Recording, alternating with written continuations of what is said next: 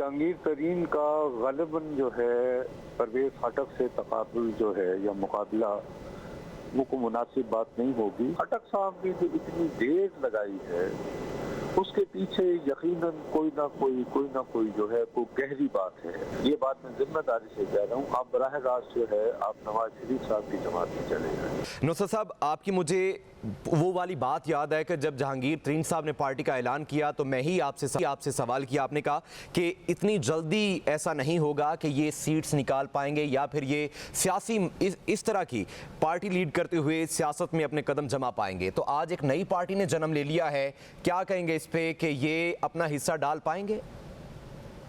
دیکھیے جی، جہانگیر ترین کا غالباً جو ہے پرویز خٹک سے تقابل جو ہے یا مقابلہ وہ کو مناسب بات نہیں ہوگی، کیونکہ پرویز خٹک ان کے مقابلے میں زیادہ پرانے کھلاڑی ہیں۔ دوسرا، انہوں نے کیونکہ جہانگیر ترین صاحب تو بزنس سے اور کنسلٹنسی سے وہ پالیٹکس میں آئے تھے۔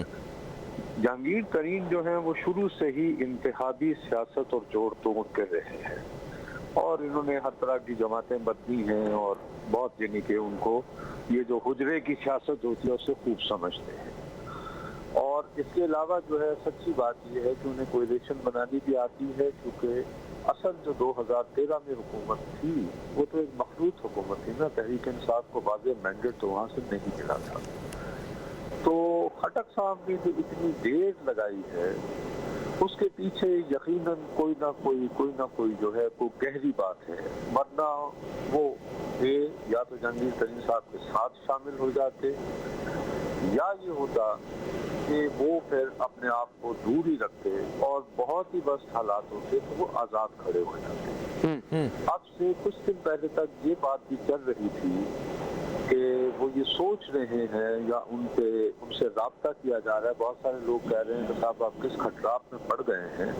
یہ بات میں ذمہ داری سے کہہ رہا ہوں، آپ براہ راست جو ہے آپ نواز شریف صاحب کی جماعت میں چلے جائیں، کیونکہ وہاں پہ جو ہے وہ آپ کو یاد ہوگا کہ صوبائی اسمبلی کی ایک سیٹ دی تھی گزشتہ حکومت کے دوران، یعنی مریم بی بی کی کیمپین کی وجہ کر کے، لیکن اس کو بھی جب خٹک صاحب جیسا بندہ جو ہے وہ ریجیکٹ کرتے ہیں جی، تو پھر بات ذرا تھوڑی سی گہری ہو جاتی ہے۔ اور اس میں یہ ہے کہ اگر فرض کیجئے کہ محمود خان بھی وہ جو جیسے ذکر کر رہے تھے جو ثابت کے وزیر اعلیٰ تھے وہ بھی وہاں موجود تھے، تو دیکھیے ایک تو بات ہوتا ہے ہوا کی بات، جنرل ووٹ کی بیان، لیکن ایک خاص ڈائنامکس ہوتی ہے انتخاب کے۔ اگر آپ سنجیدہ طالب علم ہیں تو انتخاب کا جو دن ہوتا ہے جس دن پولنگ ہونا ہوتی ہے وہ بھیا بہت کروشل دن ہوتا ہے۔ اس کی میں آپ کو صرف اتنی بات بتا سکتا ہوں کہ دیکھیے آپ کو یاد ہوگا کہ آج سے کچھ عرصہ قبل گزشتہ برس میں الیکشن ہوئے تھے قومی اسمبلی کی 7 سیٹوں پر۔ 7 سیٹوں پر جو ہیں وہ چیئرمین تحریک انصاف خود کھڑے ہو گئے تھے۔ اب پشاور جو ہے وہ ان کا گڑھ تصور ہوتا ہے، وہاں پر ان کے مقابلے پر جو ہیں وہ حاجی غلام احمد بلوچ صاحب کھڑے تھے جو کہ وہاں کی بہت پرانا خاندان ہے۔ There is no doubt کہ سابق وزیر اعظم جو ہیں وہ یہ الیکشن جیت گئے، درست، لیکن صاحب جو اس دن ووٹ کا ٹرن آؤٹ ہوا بھیا وہ صرف 12% تھا۔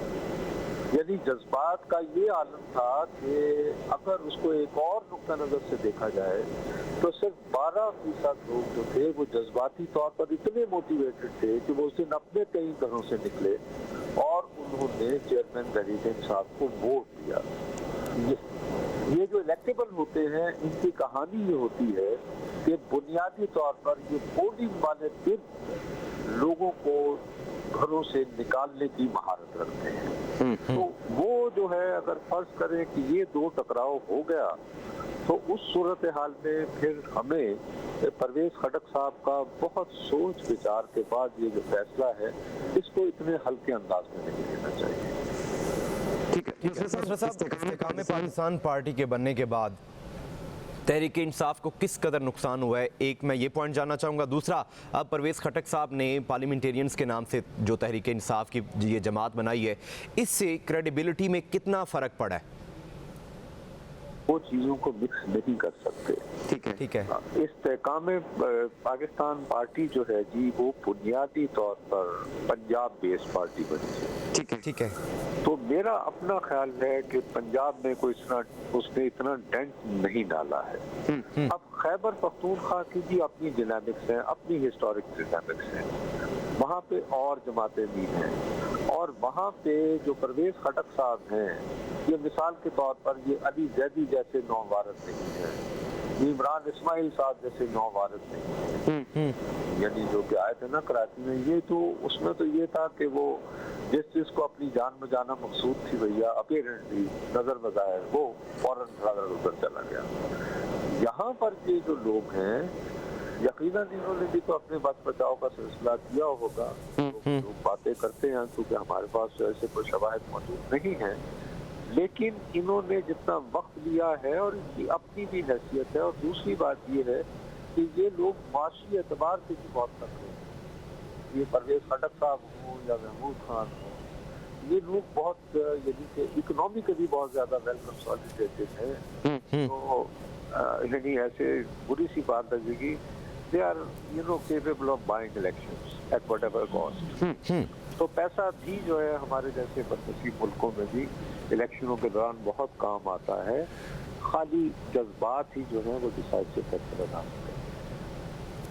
ٹھیک ہے نصرت صاحب, آپ کا ٹھیکہ ہے. عدنان حیدر, آپ کی طرف آتا ہوں کہ سارا معاملہ اب جیسا ہو چکا ہے, دو پارٹیوں نے جنم لیا ہے. دوسری جو پارٹیاں ہیں سیاسی, مسلم لیگ نون ہے, پیپلز پارٹی ہے, وہ کس قدر ڈیمیج ہوئی ہیں, آپ کیا دیکھ رہے ہیں؟ کیونکہ کرنٹ افیئرز پہ ساری سچویشن پہ آپ کی نظر ہوتی ہے, تو وہ بھی جیسے تحریک انصاف ڈیمیج ہوئی ہے, اس پارٹی کے بننے کے بعد انہیں بھی کچھ دھچکا لگا ہے؟ میرے استاد محترم نصرت جاوید صاحب گفتگو کر رہے تھے, میں بڑے انتظار میں ہوں کہ کسی دن نصرت صاحب رات 8 بجے ہمیں جو اگلا الیکشن آئے گا اس کی جو بساط ہے وہ سمجھائیں, کیونکہ یہ بڑی دلچسپ بساط بچنے والی ہے اگلے کچھ مہینوں میں.